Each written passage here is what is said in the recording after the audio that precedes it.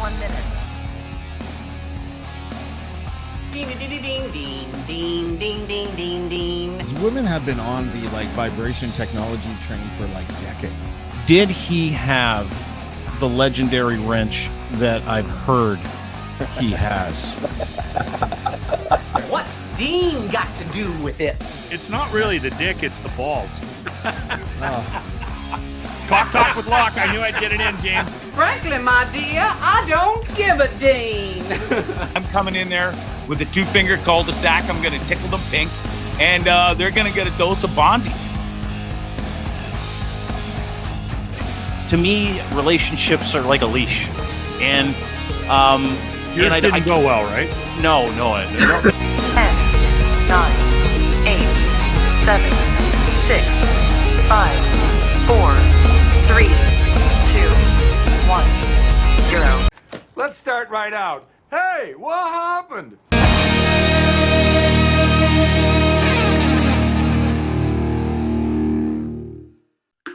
Welcome to the Dean Blundell Show. My name is Dean, and we've got a full complement today. Everybody is in the house. When they say, hey, who's in the house? Everybody is in the house. And the reason why we're all here today is we're going to talk a little bit about something that a few of us, well, all of us here know a lot about. Some know less, some know more. I would put myself at the bottom of the scale when it comes to this subject, just because we've got a guy here that does radio that's been doing it a lot, and he's got jars of it. I think he makes jams with cannabis. Chris Baden is here from Big 101 in Barrie. He's also part of the DeanBlundell.com network. And that network, podcast network, Chris's podcast is called the Big Chris Podcast. Hey, Chris, how you doing, bud? Hey, hello, everyone. Great to have you. Chris. Morning, Great Chris. to be part of this esteemed group. Yeah, nice to see you. Speaking of esteemed, it gets a little bit better than you and me, no offense. Jessica Fernando is here as well. She's back. She's the queen of cannabis. That's what I like to call her. Registered practical nurse. Is that correct? Is it RPN? Correct, yeah. Is that what you are? An RPN? Yeah. And like a... Yes, sir. But what's the cannabis portion? Like you've got obviously we've talked a ton about it, but like RPN plus your cannabis guru, you're like the Obi-Wan of cannabis. Oh, that's sweet. You know what? Sweet. A registered practical nurse, meaning I'm regulated through the College of Nurses of Ontario. Right. And so I work, with my team of RPNs that do a number of different things in healthcare, but I've began specializing in cannabinoid therapy 8 years ago. Okay. So I took what I had learned in the field, worked in the ER, worked with, Hopewell Children's Homes, spent time with pediatrics and things like that. And then decided at one point that I was really going to focus on cannabinoid therapy. And that's really where I've placed my focus over the last 8 years. Yeah. And you're super fun too. She's Well, almost, I don't want to say crazy, Chris. Like I wouldn't call Jess crazy, but like she gets crazy. Right? She gets He's an energetic personality. Yeah. And Paul Sadu joins us from Black Rose Organics, official partner, cannabis partner of DeanBlundell.com. And Paul has been in the game, so to speak. And it's always for a long time, always an awesome fucking day when a new LP opens up. A new licensed producer of cannabis. And if you've kind of been on the surface of this industry in Ontario or in Canada, specifically in Ontario, which is where we are, you know that things have been up and things have been down. You know that things have gone well and things haven't. You've seen the boom, you've seen the bust, now the boom again. And this boom is really cool because Paul is one of those guys with his friend Majed and our gang over at Black Rose Organics. Very few people, because it was the boom and the bust, and the boom came from people, getting in, making a little money, getting out, not really caring about the process. If I've been to 40 licensed producers of cannabis, if I've talked to 40 or 50 different organizations that actually make the plant, that actually, curate the plant, make medicine out of the plant, I've never met anybody like these guys, which is why I'm really excited that we're teaming up with them, because they actually care about the plant, Paul, which is hard to find. When I come down there, it's not like, oh yeah, here's a spreadsheet. Everyone's jacked up about the plant. We're excited. Why? We're very excited. What's the difference between you and everybody else that I've met? Because you guys really do give a shit. Well, we've been down this road. We were part of the boom and the bust. working under other companies or working with other groups.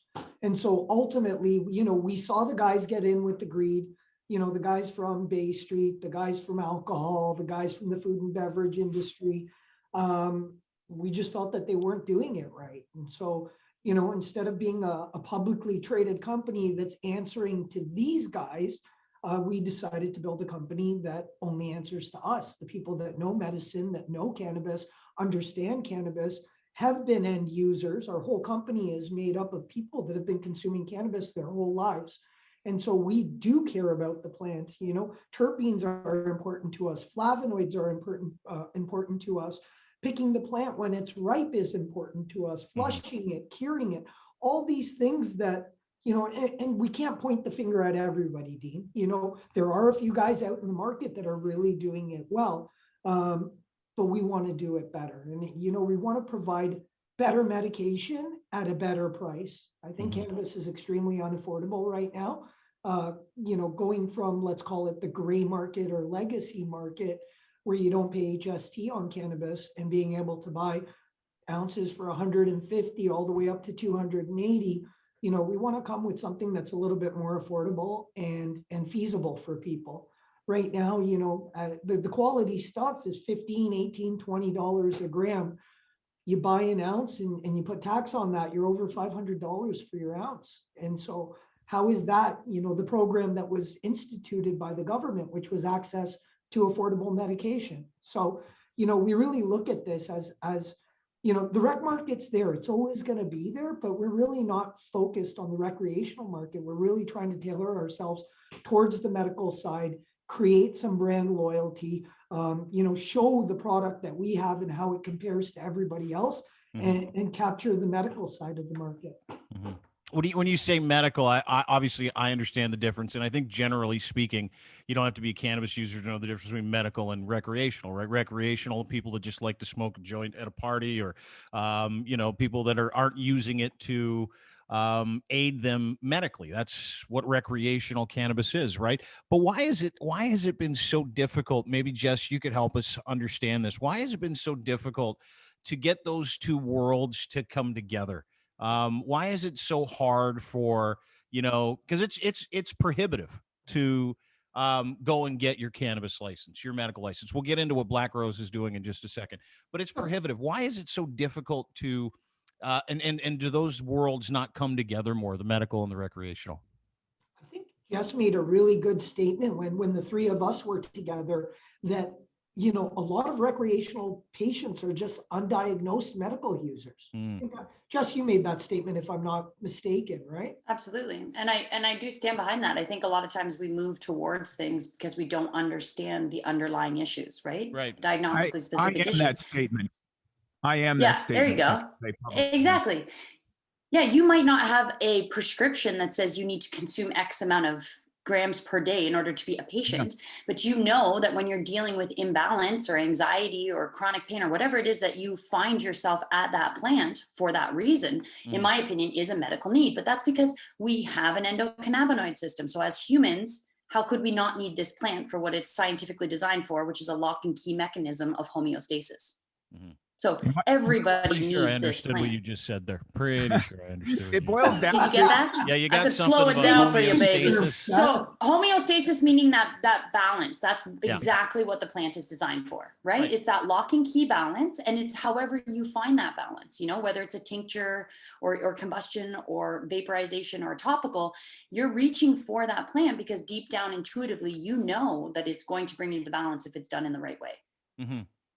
In other So words, you're saying, why my is it wife difficult? likes me better when I'm in other words, my wife likes me better when I'm Absolutely. Probably because you like yourself better, right? And if you like yourself better and you're more comfortable in your skin, right? Then everybody around you is gonna resonate with that. So originally, Dean, you had said, why is it difficult to merge the markets? Yeah. I actually think it's a lot easier now than, for example, Paul, when you and I met, which was 9 years ago now.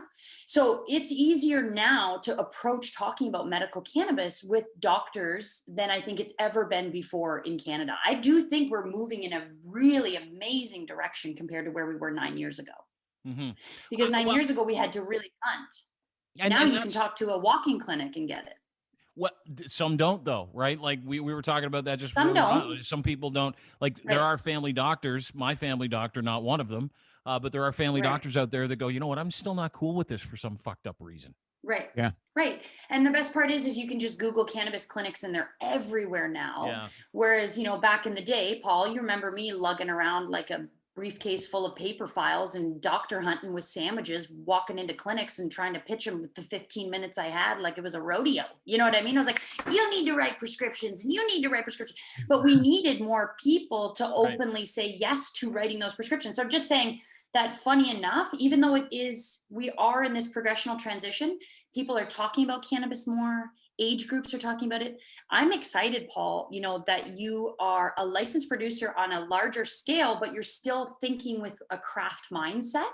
And when I came and gave a tour of your LP before you were licensed, I loved really observing all your rooms and listening to your passion behind it, because that's what I enjoy, right? Like I've toured quite a few different licensed producers, and I'm always really excited to see, teams and growers and people that care about it. Because it's not easy to get certified through Health Canada at all. Yeah. Like, good for you. Like, congratulations, just even for still having a full head of hair and pulling it off, because it is that's a not full easy. head of hair, all right. You look That's the great. best That's what I'm hair in saying. the You're holding GTA. it together, brother. You're doing awesome. Trying. But there's something to be Yeah. said for I find like the crafts people of the industry, the real, Yeah. I want to say craftsmen, but crafts people, who are the really lovers of the product. I find that they're the ones who are now just entering into the business. And from my experiences, people who are starting up storefronts within the last year or two, who weren't the debut brands that were getting out there. They're now getting their shake at it. The real enthusiasts and the real lovers of the product are now are now able to filter in with after all the paperwork and all the bills and all the deposits have been paid. They're finally entering the market now, and that's why I actually trust more the companies that are opening up now and starting up now. And obviously, Black Rose, man, I'm already hungry to see what you guys got. We'll get you registered end of day. All right. Yeah. And you bring up that's a great point, right? Because it's all like a ratatouille. Like the last 5-6 years of cannabis regulations coming down and people coming out with product, and then it's been hit and miss, big misses, big hits.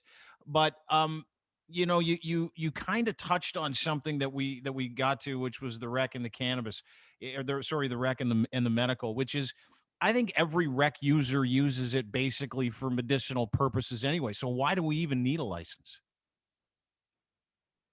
That's a very great point. That's a great question. Yeah. Go ahead. Who wants it? That's the question. No, Who Paul, wants go the ahead. question? No, Paul, go ahead, please. Always No, on go Paul. All right. Come on, So, Paul. I mean, here's the reality. I believe that there's two parts to this. I think there should be a medical side, especially as we start transitioning into a global way of doing things. If we did not have the medical side, Canada would not be the first exporting nation in the world. So the way that I see this is that we've done it two ways. If you, Dean, you've been to the facility, you've seen, it looks like Apotex in the back, right? And so this standard and this global standard that can be recognized had to start on the medical side. Why are they continuing down this path? I do see in the near future that they probably will end up amalgamating both into one. And I think it will eventually have to go down that direction, because we already don't have limitations on personal storage at home. You can keep 1,000 kilos in your house. So, I mean, it's just what you're able to leave your home with. That's the only real difference. Excuse me. Did you just say I can keep 1,000 kilos of cannabis in my house? You can legally. In Ontario, you're able to store it. How does as much that cannabis work? as On a you second, want. I'm writing that down right now. Yeah, but let me make this clear. As a medical consumer, you can Yeah. leave the house with 30 grams of cannabis. Going to retail, you can only purchase 30 grams of cannabis at a time. Right. Whereas on the medical side, you can leave your house with 150 grams of cannabis, and you can carry your 30-gram recreational on top of that. So I can carry 180 grams with me at any given time. Also, when I make a purchase as a medical user from an LP, I can buy my whole monthly allowance. So let's just say you're 3 grams a day times 30 days, that's 90 grams. So you can purchase all of your cannabis in one shot if you wanted to for the month, just like a prescription. You can when you get it Right. done medically, when you have a medical license and you Correct. take that license to someone like yourself and you Correct. say, hey, listen. So how do people do that? Because I've heard a lot of people, like I've obviously for years had friends that had, I can't remember the name, it starts with an M, a license. It starts, ATMPR that's the one. or MMPR? Where they're an accredited grower, right? Like you can grow Correct. plants on behalf of the government for people that have prescriptions. Do you do that as well? Is that something you guys do? Well, someone can go to Black Rose No. and go, listen, can you grow my plants for me, or can you grow my strain? That ACMPR license is, again, we're talking about, the whole program was set up for affordable access to medication. Right.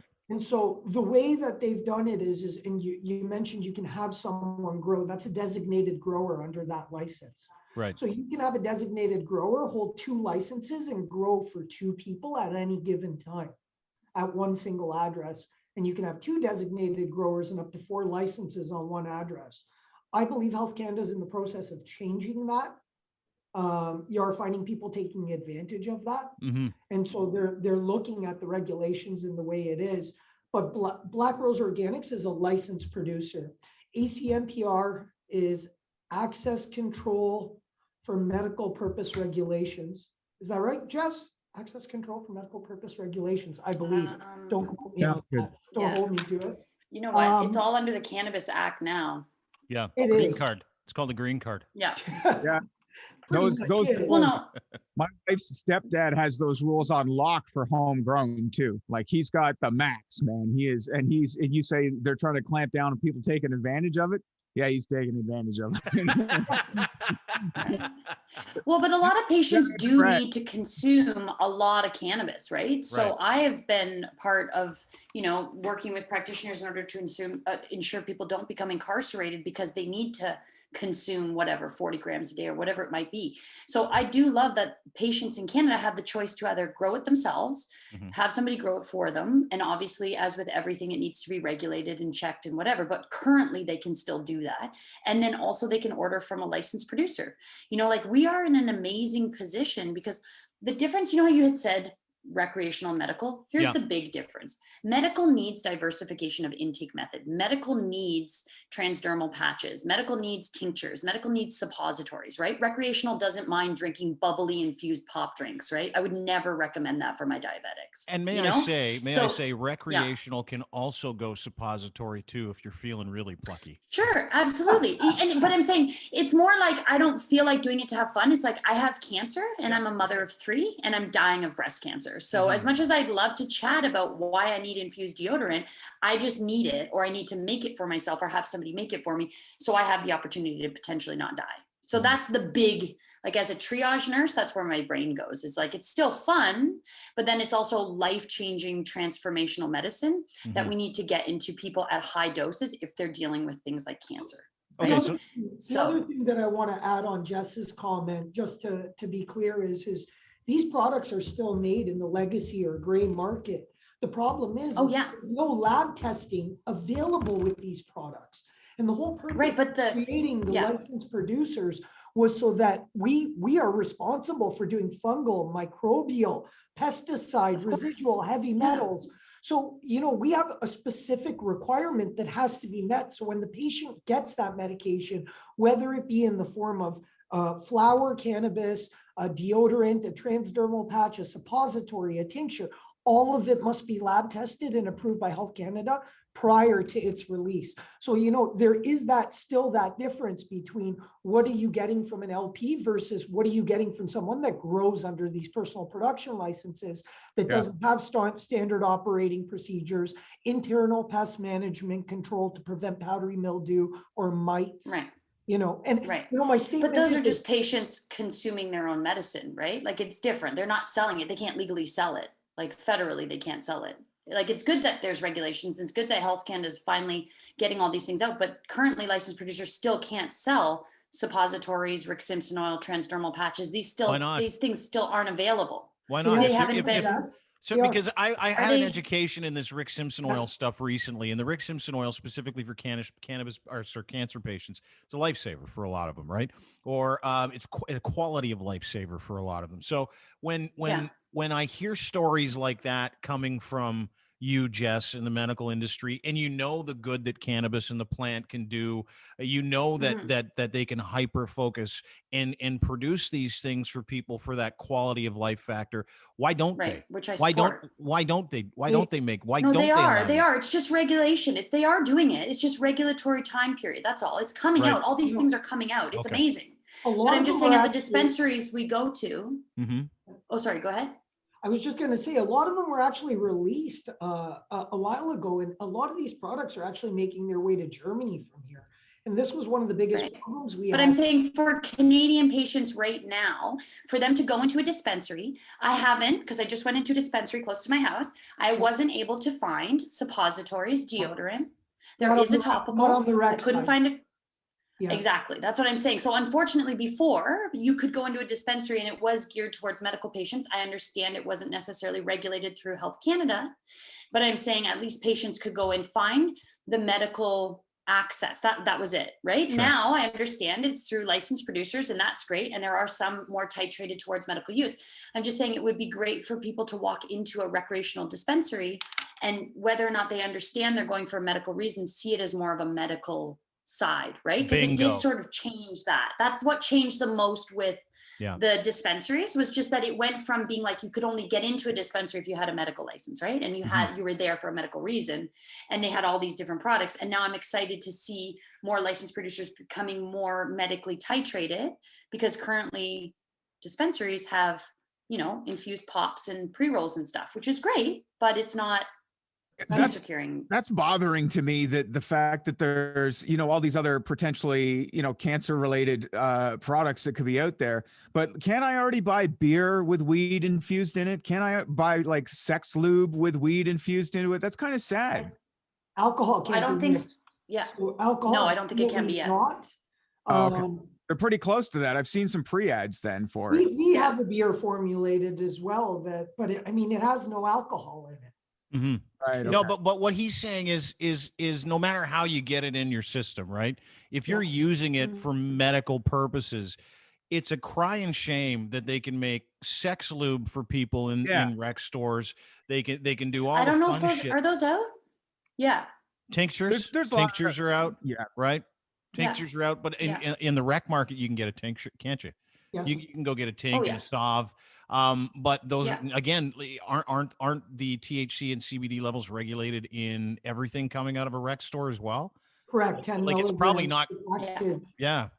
Exactly. So like Yeah. you're getting a medical looking product, but it's rec strength. Do you know what I'm saying? Right. Like, it It's from sounds the fucking store. weird. Yeah. Yeah. Well, there's Yep. no cap on the milligrams of CBD. The cap on the rec side's on the THC. I know, but that's Yeah.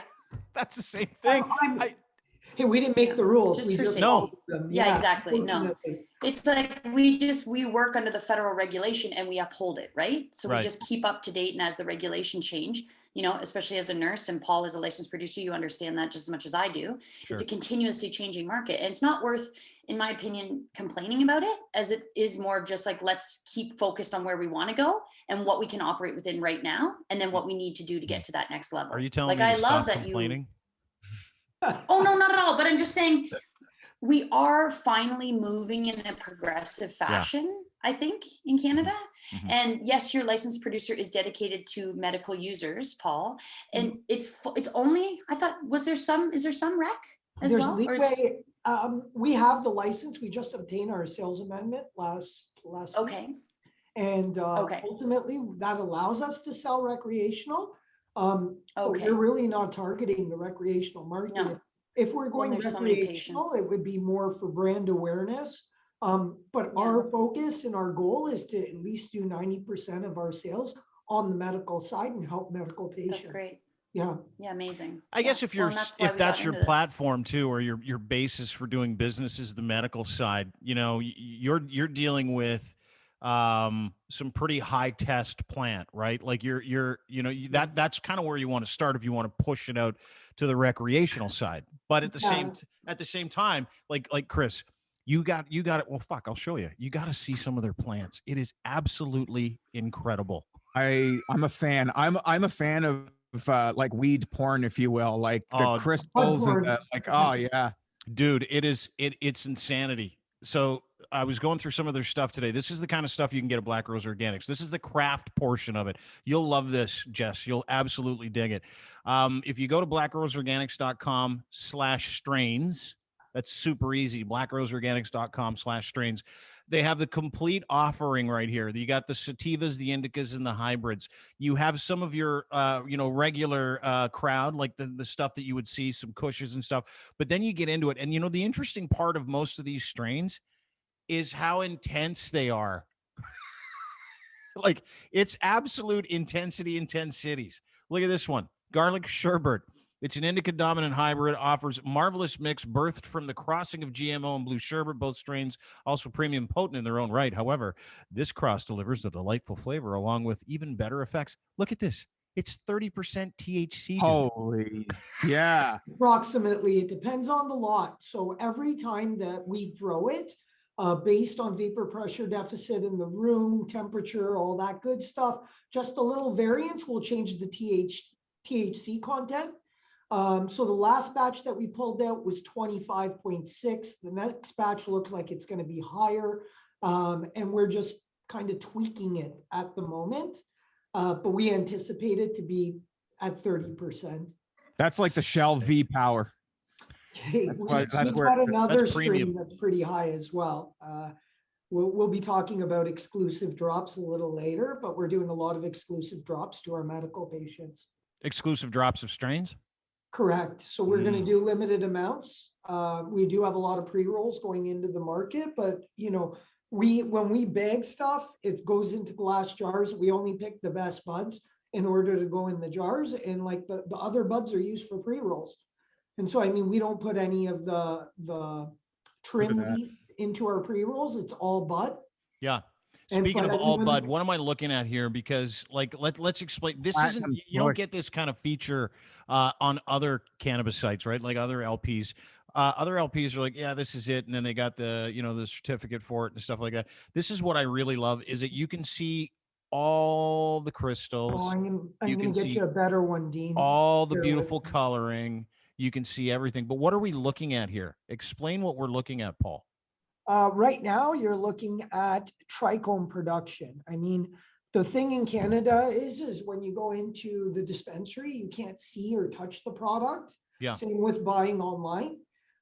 So, the closest we can get is a macro shot onto the cannabis itself, allowing you to look at the trichomes, which basically show the ripeness of the plant.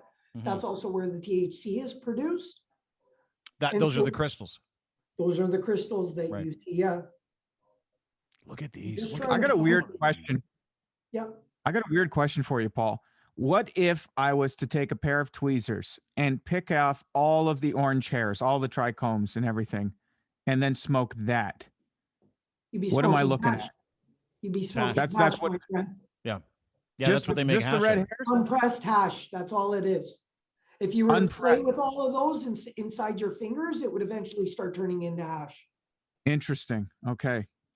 Not that I would know, but when you're finger hash or whatever, like when finger hash.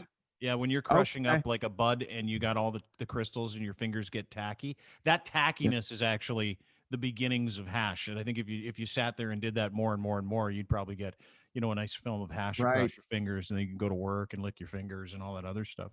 But it's incredible. What's that? I had a buddy who had a press where he could he took all the crystals and he'd press them into little coins, little hash coins. Oh yeah, pretty the cool. old hash coins. Yeah. Which is interesting because, we talk hash, and I'm pretty sure Paul and the gang of Black Rose are doing some stuff with the guys at Hashco, if I'm not mistaken. Is that correct? That is correct. Hashco actually released a press release a few weeks ago. We're in a joint venture partnership with Hashco, and they're producing all of our hash products on site, including live rosin and Moroccan, blonde, Afghani, quite a few variants of hash. Can you believe we're actually having this conversation? I know, it's so mind blowing. I'll always forever be looking over my shoulder. Like if I'm Right? smoking a joint outside, yeah, I'll That's because always we got to get be- you a prescription. You need to talk to me, and then you won't be looking over your shoulder. Because the Yeah. deal is once you medicalize a patient, you do relieve a lot of the post-traumatic stress disorder that comes with the fact that potentially you've been consuming for 20 years and having to hide it, right? Like, I think that for me is what's so rewarding, and what has been my mission to protect Canadians in Canada is to ensure that they don't feel like they need to look over their shoulder for a plant that we are physiologically designed to live with, right? So I think that's kind of the most amazing part about being in Canada, is that at least we do support our patients in that realm. So I would love to, I always tell people, even if you don't know if your doctor's on board with it, still ask them, because the more they're approached by it and the more they have people inquiring, the more likely they are to write a 1 gram, 2 gram prescription, right? If not, call me, call Paul. There's clinics everywhere. There's lots of doctors that are really on board with seeing the transformation that cannabis can have in patients' lives. And so I'd love to talk further with you, Chris, if you'd like to dive into that, because I don't think people should live with that paranoia, Yeah. Look at that. Yeah, for sure. She just stuffed your anxiety in a fucking locker. I hope Yeah, so. well, there's part of me that likes sneaking around too, though, like in a secret agent. Well, there you kinda go. Maybe way. that's your thing. Maybe that's your thing. Yeah, that's cool too. Hey, whatever. It's a kink. Yeah, It's a weird- whatever you enjoy. Jessica Fernieho, she's an RPN and huge into cannabis as a medicine, being able to identify what you need, being able to work with both the medical and the traditional medical side and this side as well. Paul Sadhu from Black Rose Organics. Chris Baden joins us too. We talk Craft Plus. Is that what we were looking at? What is craft and craft plus? Because Chris said this earlier. He's like, it's so cool seeing so many different people that love the plant kind of wait out that wave of anxiety that came with the first couple of years of legalization, come into the business, much like Black Rose Organics. You're an exact example of that. But what is craft? What is craft plus? Well, I kind of coined the term craft plus because everybody else keeps calling themselves craft. And so what I want to do is just have a little dialogue about what we feel is Craft Plus. Mm-hmm. So Craft Plus is grown at rooms that are less than 1,000 square feet. So they get individual hands-on attention. We're talking about plants that are grown with some of the best methodology, strictest standards. When we flush for 14 days. Flushing is the process of having the plant cannibalize the nutrients in it. This allows for a smooth smoke along with white ash, which is really what you're looking for when you're consuming. Dark ash means it wasn't flushed properly. You're basically burning nutrients that were left over in the plant. Mm. And then after that, we do a hang dry. And after that, we go into a curing process where we find that a lot of people are wet trimming and then curing for like 6-7 days and then sending the product off. Cannabis is like a fine wine. It has to be aged a little in order to get that smell up, or, what we in the industry call terpenes.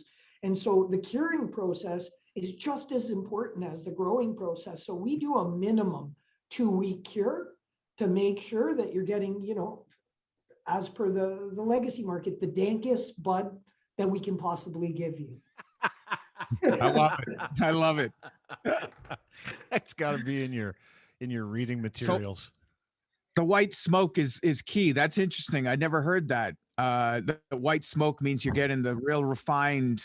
The white ash. The ash. White ash, right. Yeah, okay, yeah. White ash. That means your stuff's good. It's super clean, and the process of bringing that to that point, it was done properly, right? What is explain, because I heard this thing the other day. It was a term called irradiation. Yes. And I know there are a lot of LPs that do this. I know you don't. I know that this is really important to Black Rose Organics, because every time I come down there and have Turkish coffee with you and the crew, and we sit and bandy about great ideas, that word seems to come up all the time, and it's a point of pride for you guys. It is. So I won't be calling out any companies here, but I'll just be very, very straight about part of the reason why we decided to go the route that we went.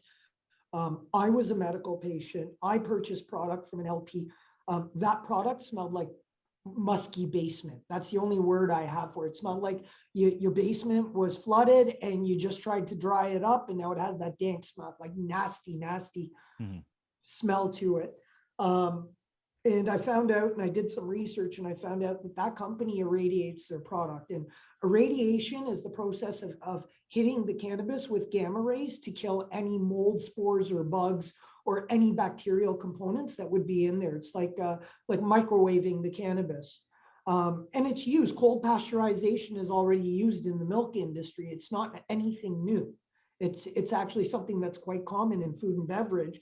But with cannabis, when you hit cannabis with gamma rays, it affects the terpenes, which is the smell. It affects the flavonoids. It affects CBD levels, THC levels. All of these things and components get changed. For me personally, I did not want to smoke something that had mold spores in it. Even if the spores are killed, I still don't want to consume that. Mhm. And so one of our mandates is we are not going to irradiate our product. If for some godforsaken reason we were to fail a microbial, a fungal, or anything like that, we would just destroy the lot. Because who wants to consume that? I think irradiation is a cheap method for anybody that doesn't know how to grow cannabis. And so it's like, I can grow as garbage as I want, but then if I irradiate it, I can sell it to the general public and medical patients. You're shocking it. You are. Well, That's no, you're not, but I'm saying Which was that's Health what you're Canada's standard, though. Yeah, It is licensed not Health producers were Canada. doing this, Paul. No, No, it's at not one, Health Canada. at one point that I was told that licensed producers had to irradiate their cannabis it's because a that was a choice. standard. It's always been a choice. It's, Okay. It's Yeah. publicly traded. People don't know companies. this, right? Yeah, so publicly Yeah. traded companies will have a hard time explaining to shareholders why they are destroying crop on the books. And so for companies like that, the big players, it works well for them. They're never going to have to destroy any crop. They don't take losses. But let's be honest, for a medical consumer, I don't want that in my body. I don't want something that's been hit with gamma rays. I don't want dead mold spores to enter my body. I have asthma, so I'm totally against. Okay. Mhm. Mhm. And- Okay, and because I would- remember just like 6 years ago or something, we were told that they were irradiated in order to work for immunocompromised patients to ensure that that was a standard. And just, I'm a nurse, so I focus on Yeah. access to cannabis for medically regulated purposes, the ACMPR, the MMPR, AR, whatever it is, the standard and label of what we're in.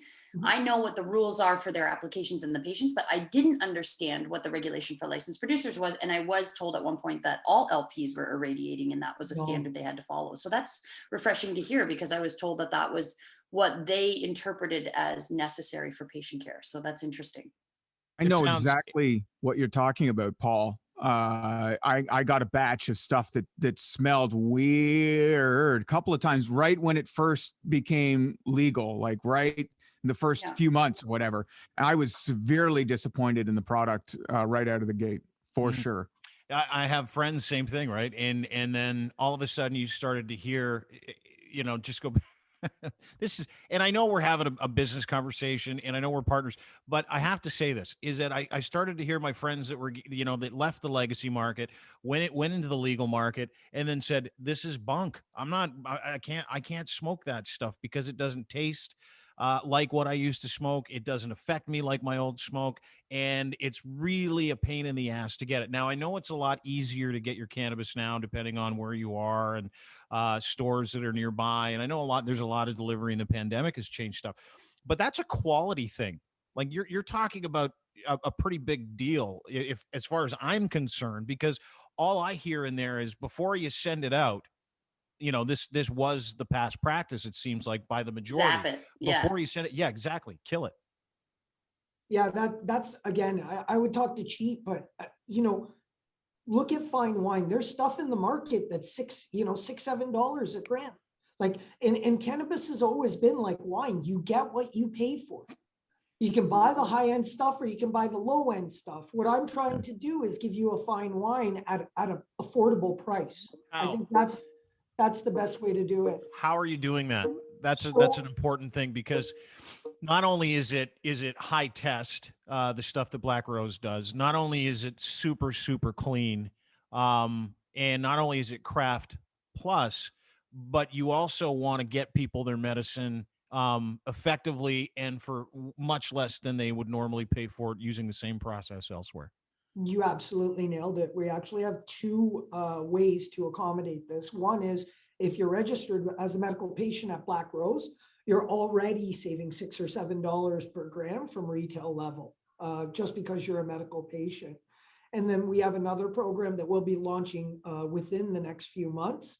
And that program is going to allow medical patients to buy cannabis between $100 and $220 for an ounce of cannabis.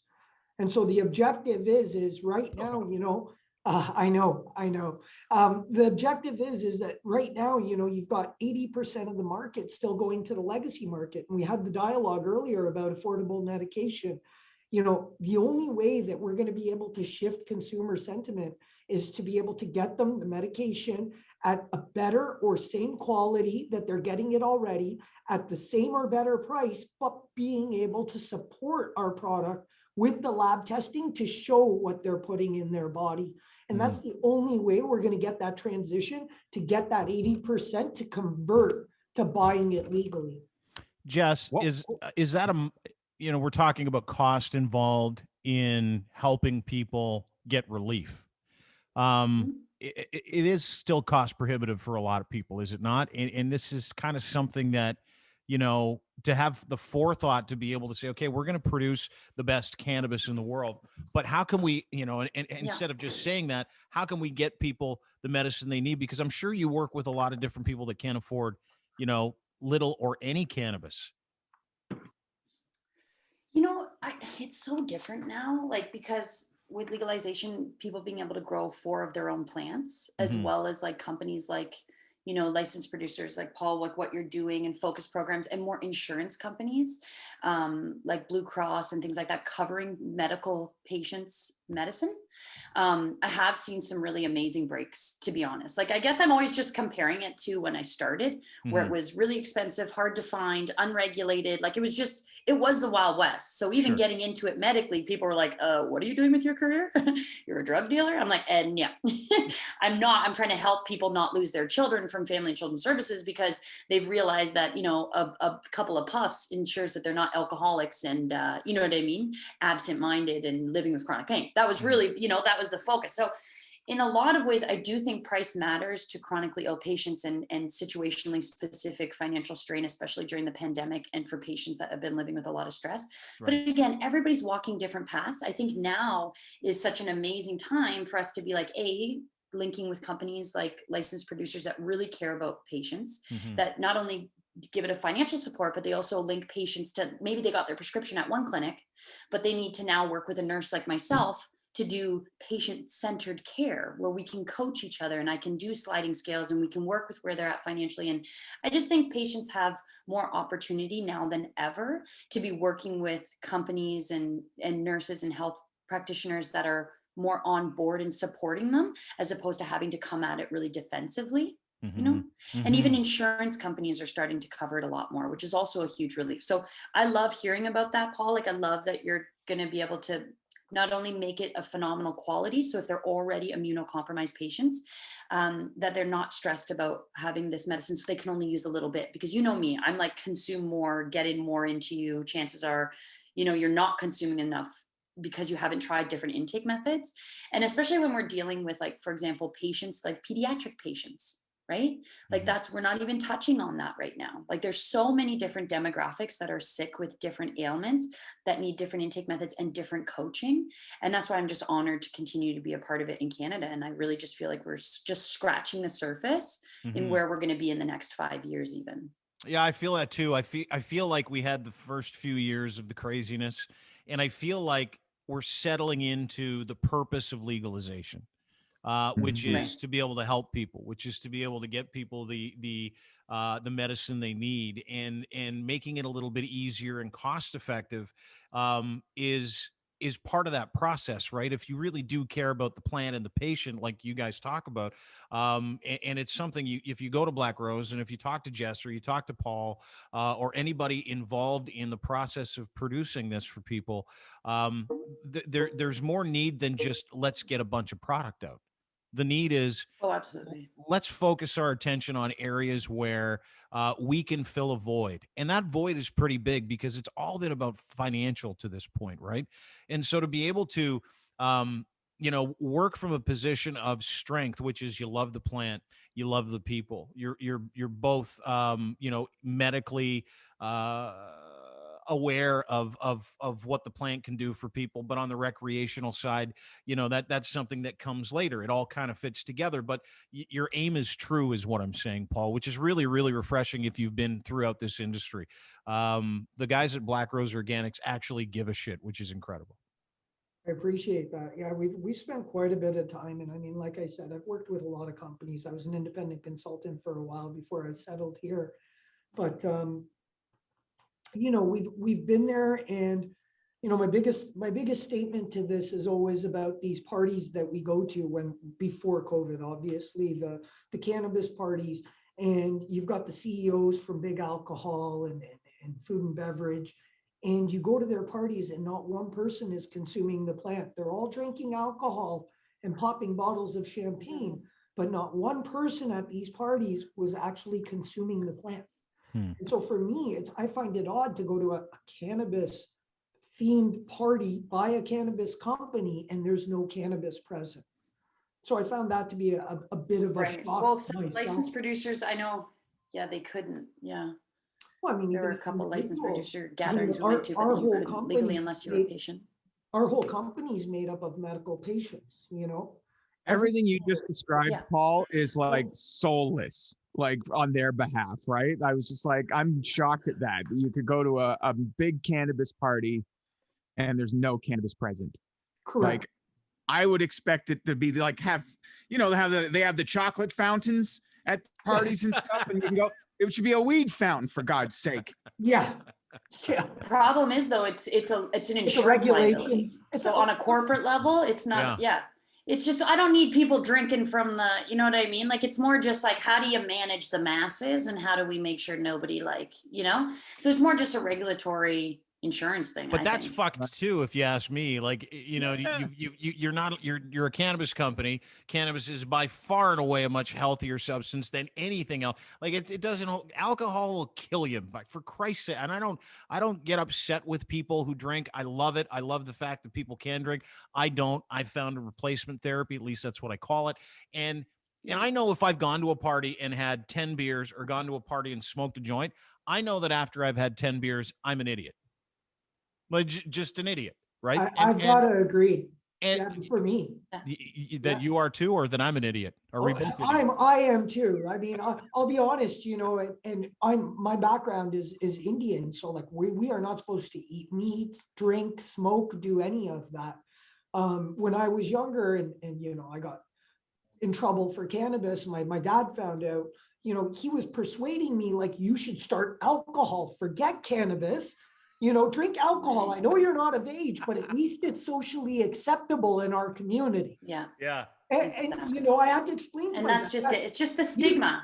Yeah. I was like, Dad, if you gave me as much alcohol as I could drink in a room full of guys, we're beating the crap out of each other. I'm like, you put me in a room with as much cannabis as we can all smoke. We're not going to remember everyone's name, but we're coming out laughing and friends. And full. Right. Yeah. Well, and there's a difference between poison and medicine, right? One, you can have an alcohol, like you can actually overdose on alcohol and kill yourself. Whereas with cannabis, you can consume as much as you want, but you won't die. Scientifically, nobody's ever died from cannabis. I think we talked about that. It might feel like you're going to die. It's 7,000 joints in 10 minutes you need in order to actually. You're not going to die. Right, because you have an endocannabinoid system. So it's different. Like with opiates, you can overdose and die, right? We don't have an opiate cannabinoid system. We don't have, you know what I mean? We have an endocannabinoid system, so we can take in as much cannabis as we want. Right? Is that why people don't? So there is a big difference. We've got an endocannabinoid system within ourselves that matches up cellularly with the cannabinoids that are in the plant. Is that why? Because listen, I've heard the term greened out before. I've never experienced it. I know I've never overdosed from it. And one time I ate a cookie that probably looked like it weighed 2.5 pounds. So it's never negatively affected my life. Mind you, I don't use it like a medicinal patient uses it, right? I'll have a puff before I go to bed, and that's pretty much it. And when I'm hanging out and I go to a party, if I'm not drinking, because I don't drink, I'll take a couple of pints with me that have cannabis in them, or infused beverages, or I'll take some product with me, like a vaporizer, or I'll take some shatter with me, and I'll enjoy myself just as much as everybody else. Yeah. You just have to find what works for you. Evidence-based practice is coming out. We are doing more continuous research, right? That's what I mean by we are in a good place. So for anybody to give you a definitive answer without evidence-based practice, it's just blowing in the wind, right? The point is just what we've learned up until this point, and the evidence that we have up until this point have not documented a case of somebody overdosing on cannabis and dying.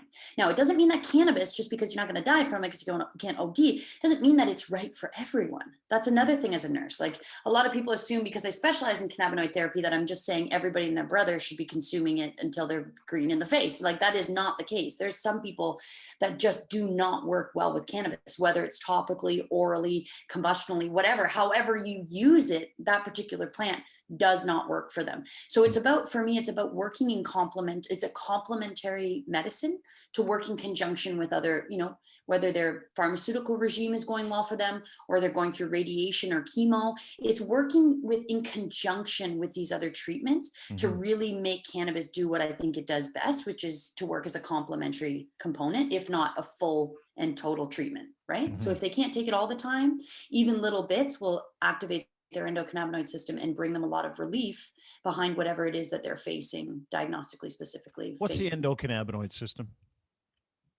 What is it? In your body? Like the pathophysiological makeup? Well, I don't know. It's your endocannabinoid system. I don't really know how to explain that, Paul. Like, I'm like, what do you mean? What is it? It's your EC. It's the receptors. There we go. There. Receptors. That's a better way to put it. Yeah. And just to be clear, so like I can give you a quick explanation that actually kind of explains how it works as well. So this is a receptor size in your body. When you eat an edible, a molecule is like this big. This is my receptor size, by the way. Yeah. There you go. So what's an average receptor size? Is it 6 inches? Is that the average receptor size? Or?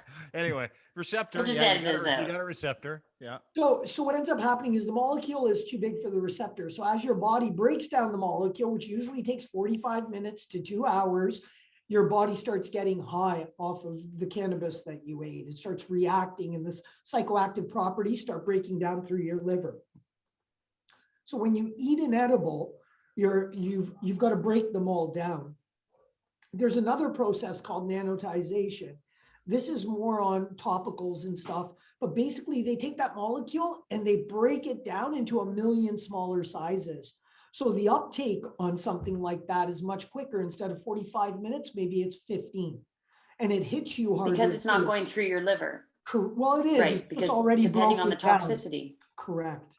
Right. So what ends up happening is they've actually been doing studies that nanotization for edibles may not be good for the human body because it is going so quickly through your liver. Your liver doesn't have the time to process it. But on the flip side of nanotization, if I were to make an ointment, a cream, or a salve to put on my hands, when I put that on top, sometimes you put on cream on your hands and you get this oily residue that stays on top of your hands. That's because you're not getting skin penetration. Skin penetration is one of the hardest things to do when you're creating a salve or any type of ointment. And so if you nanotize that salve, within a minute, you'll find that there's no residue left on your fingers. So when you're making a product with CBD, let's say, you're getting actually full saturation of the CBD versus non-saturation. So the endocannabinoid receptor is the receptor that's taking in all the cannabinoids. And again, we are talking about like flavonoids, THC, and all of them put together create the entourage effect. But that's the system that is bringing in everything into your body. And real quick, I want to note that some of these receptors only open up when the body is ready for it. Oddly enough, when a woman has breast cancer, the endocannabinoid receptors in her breast open up only when she has cancer. That's correct, right, Jess? Wow. Is that true? I need to check that. I've never heard that. I've spoken. We've always, with breast cancer, we've always used Rick Simpson oil in suppository form, vaginally and rectally, to really deal with the cancer. And then we made deodorant for our patients so they can deal with activating and supporting their lymphatic system. Now, I've never heard that before, but I'll check it because I can't speak to that. That's what I've I been don't know hearing is evidence. that those receptors tend to open up when there's cancer present, i.e. opening up to take medication. Right. Whereas I just am under the understanding that at any point your body is open and ready to be activated. I'm talking about right? specifically in the breast for breast cancer. Yeah. No, that I don't know. I'll check because I've never heard that. I've just always, people just come to me and say, okay, I got breast cancer. Let's deal with it. And we're like, okay, rub this cream on your breast, put it in your armpits. You know what I mean? Suppositories, tinctures. Does that work? Have you seen the active? Yeah, you've seen it. I've seen women who've had lumps in their breasts for 15 years. After 6 months of working with deodorant and topicals and suppositories, the lumps are gone. And that is where we follow up with, that's why research and development is everything that I stand on. It's the foundation of who I am as a nurse. The only reason I'm in this field, is not only to change lives, but also to accumulate more research and development so more people can understand it, because these things are happening. And so that's why I've been doing what I've been doing, because we didn't have the paperwork or the proof. But we had people that were dying that were willing enough to try these different intake methods. And Paul, you know about that. Oh, I do. Like patients have had to do what they needed to do to stay medicated and stay legal in Canada. And that means you have to take some risks. That means you have to try things that haven't been tried, right? So I'm excited that there's more product and more regulation behind these things that are coming through. Yeah, I support all of it. You know that. We've got tinctures being made next week. We've got NNCPs and SOPs being made for the transdermal patches and the suppositories. We're working with nursing homes across Canada, and we're working directly with the doctors that are prescribing medication in those nursing homes to figure out adequate dosing for those people. Now, part of the reason why we're talking transdermal and suppository patches, again, bypassing the liver, avoiding the psychoactive properties while getting all the cannabinoids into your system. Right. And depending on the patient as well, because some people will use topicals, transdermal patches, suppositories, things like that. And the idea is that they're synthesized around the liver, but they do get very high. And that's what I've learned, that even though it's not as high as if I was to eat an edible, right? I could give a patient a transdermal patch or a suppository and they are just snowed, like so high. And I'm like, oh, how'd that happen? I thought, she's like, you told me I wasn't going to get high. I'm like, well, I wasn't thinking you were going to get high. How much Rick Simpson oil did you put in your back door? Like, what are we dealing with? You know what I mean?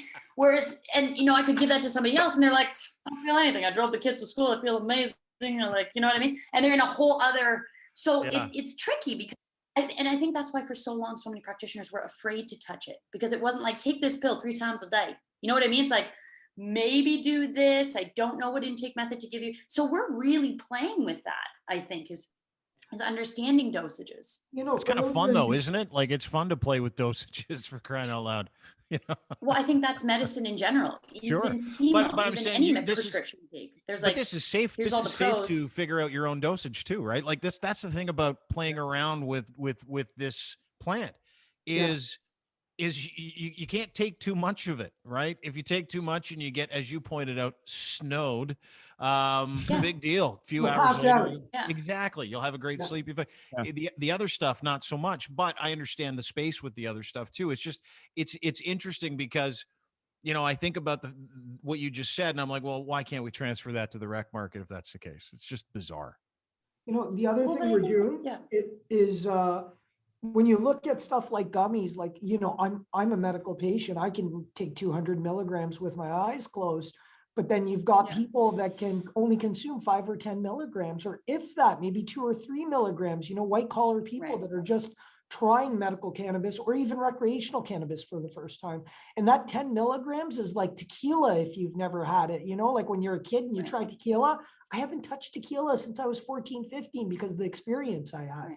And so what I am finding is a lot of people are taking these 10 milligrams and because they've never consumed cannabis, they have a horrible experience. And they're like, I will never touch cannabis again, edibles again. Right. For those people specifically. And that's where I come in. Well, we've created a low and slow line. People. Yeah. Jess, we've created a low and slow line and it's 1 milligram gummies, 10 gummies in a packet. You figure out your dosage. Try 1, the next day try 2, the next day try 4. And then exactly where you're at. So the next time you buy a 10 milligram gummy, maybe you're cutting it in half instead of falling asleep. You should always cut it in half. in general. That's what I say. No matter what, even if it looks like it's small, cut it in half. I would Because never chances party are, with if any you're of that those people. new, What were you saying, Dean? yeah, well, I'd never you know, party with any of those people. you I might couldn't. though. No. You might. The low and You might. slowers? The whole deal No. is that, well, but you have to go low and slow if you're new to anything. Sure, Right? that's the Like thing, it right. is, it's a gracious way, and people should feel supported. And that's my job. This is education, and it's instilling lifelong practices that we can not only teach our children about, but that we can use ourselves. Right. You know, and I love that you're doing that. I think it's important that licensed producers and producers of cannabis and things like that do set people up for success, right? But it is about learning your own balance, because that's what life is. What's your moderation? How to take it all in and enjoy yourself? Yeah, exactly. It's all about gam for low and slow. What's the gam? My gam, Nana. Oh, does she have it? Does she like the cannabis too? She'll do a low and slow. Oh yeah, she'll indulge in the low and slow. She a smoker? Yeah. Is Grandma a smoker, or is she? No, she likes the creams on her hands for the arthritis. Yeah, and but I think she could be convinced to do a low and slow for sure. Yeah, that's the thing, right? Like that like a nice even figuring out dosage is fun. Like, or dosage. Well, and that's why I say get a journal. Yeah, get a journal and write it down. When you start taking it, if it's new for you and you want to know how it's going to work and you'd like to create consistency, you have to write it down. And then it helps your healthcare professionals as well, whether you're talking to a nurse like myself for cannabis coaching, or you're working with your doctor. The more information you can give them, the better for everybody, again, to sort of invest in our research and development as Canadians. Just a note on that. You guys were talking earlier about how there were no clinics and there are so many now. Health Canada has actually set a guidelines, and there's a course for doctors on learning how to prescribe cannabis that's recommended by Health Canada for doctors prior to prescribing. So Dean, you and me have the same issue. Like my doctor, my family doctor refused to register cannabis for me. But at that time, there was no guidelines for registering. So it was like how Jess was saying, it's like a shot in the dark. I can register this or that. They really didn't know. But with the new guidelines that were released in the course that's available, you're going to find a lot more of these doctors coming online and prescribing medical cannabis. Want to get to feeling more confident. Well, yeah, it's huge for people, right? It's to understand what you're doing and to have medical professionals come alongside. It's huge if you understand the plant and the relief you can get from it. On the front page of the Black Rose site, you've got this thing that says if basically if you're licensed, you want people to come there and do business with you, right? And I'm telling you, I've dealt with a lot of different people, and if you have a license and you want to take your license somewhere, I highly, even after this conversation, and we're going to have way more of them because we've partnered with the folks at Black Rose. So it's our job, and we've done it because they're the best in the business that I've met, and they only want you to have the best products, and they want you to have healthy products as well. And they've got people like Jess around to make sure that everybody's talking to everybody about not just the altruism behind what they're trying to do when it comes to the quality of the plant, but getting people licensed medically. What's that process like if someone's got a license? How can they get a hold of you, Paul? Well, they can always go on blackroseorganics.com and fill out a request form, and they can get transferred, or they can send it into info@blackroseorganics.com, stating what LP they're with and getting transferred. Even new patients, we've got a very simplified process. It's all done through Zoom. It only takes a few minutes to get done. Getting registered, there's a patient intake form as soon as you register. That goes back to the doctor. The doctor sets up a Zoom call, less than 5 minutes. Just going through your patient intake form, what they're prescribing for, your method of intake. And so once they've done that, they get registered, and then we do everything on the back end. One of our people reach out directly to the patient, someone like familiar with cannabis, maybe not as familiar as Jessica, who's supposed to be working with us soon. Well, hey, I'm ready, baby. Send it to me. Let me know. But having that one-on-one coach.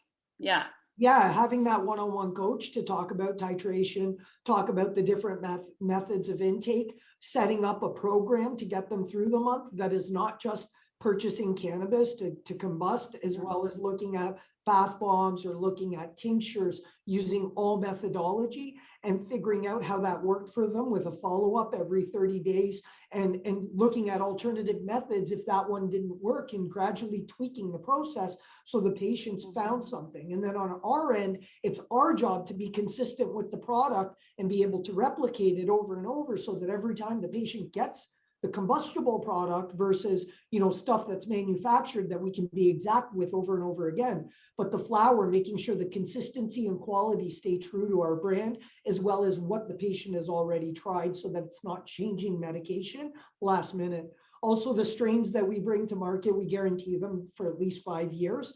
Ultimately, because as a patient, I had an issue where I found a medication that worked for me, and 3 months into that being with that LP, they stopped producing it.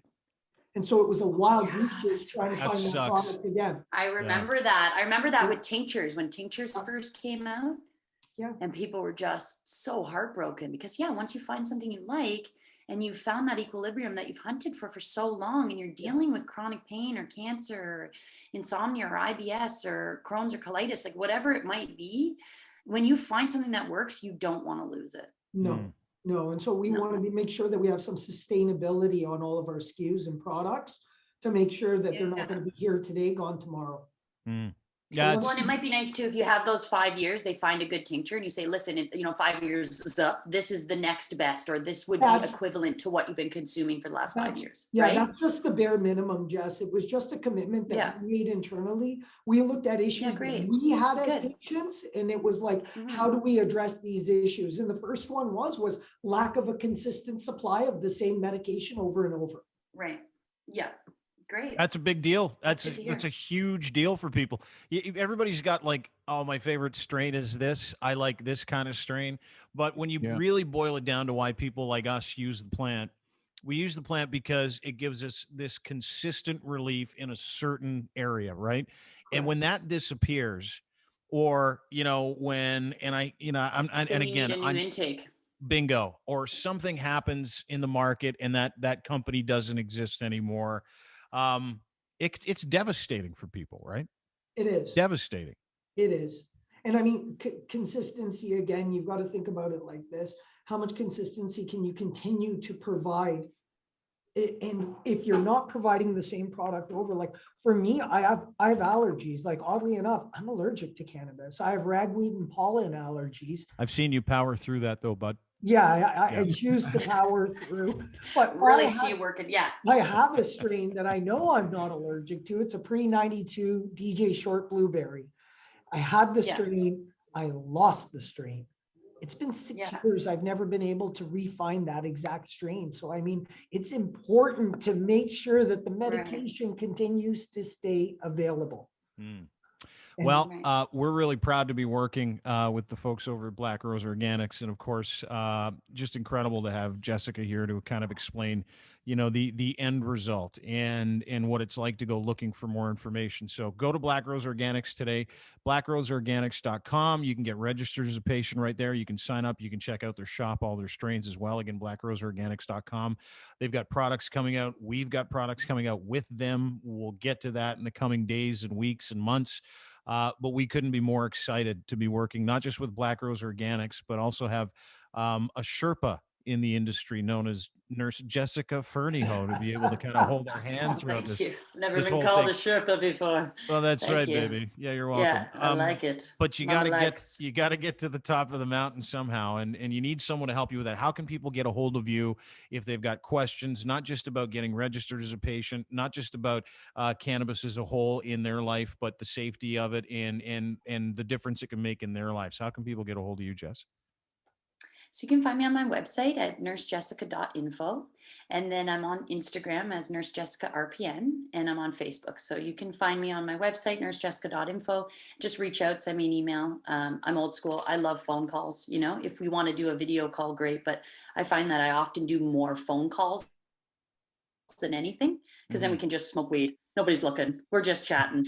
And then I do lately, I've just been doing a lot of like hour coaching sessions, which is really amazing. It's very transformative. I'm really enjoying how things are shifting.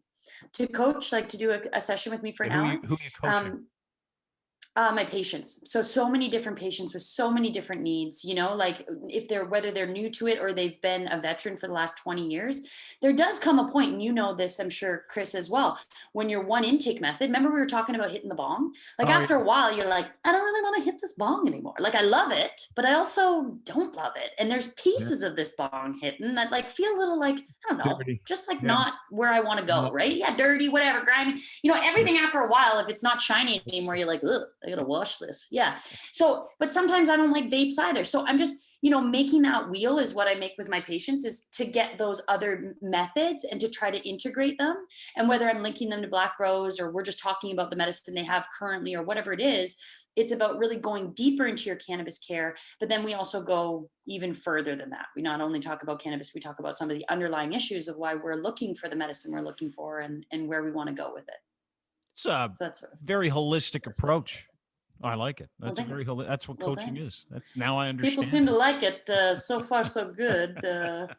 So it's only getting better. Yeah, only getting better with age. And Chris, whose blood type is THC, thanks for doing this, brother. And listen to Chris in Barrie. If you're heading up to Cottage Country, if you live up there, B101 is the name of the radio station. He and Mel do a terrific job, and you can also check out his latest podcast with James DiFiore. Yeah, good chat. Which I thought was great. I saw a little picture of you and James, and he was wearing a hat and you weren't. And I'm like, thank God, because two totally bald dudes in the same podcast. As soon as he showed up with I like bald. Bald is sexy. Well, then you'll bald love half is sexy, of our staff. baby. Yeah, you'll love half of our Okay, perfect. Yeah. But guys, thanks for doing this. Really appreciate it. Paul Sadhu from Black Rose Organics, Jessica Fernyhough, an RPN and cannabis handholder, and of course, Chris Baden from the Big Chris podcast at DeanBlundell.com as well. We'll talk to you guys soon. Have a great day. Awesome. Everybody. Thanks, Dean. All right, Bye, Paul. guys. Take care, Thanks Chris. so much. Ciao. Bye. Guys, thanks for doing this. No problem. It's just me.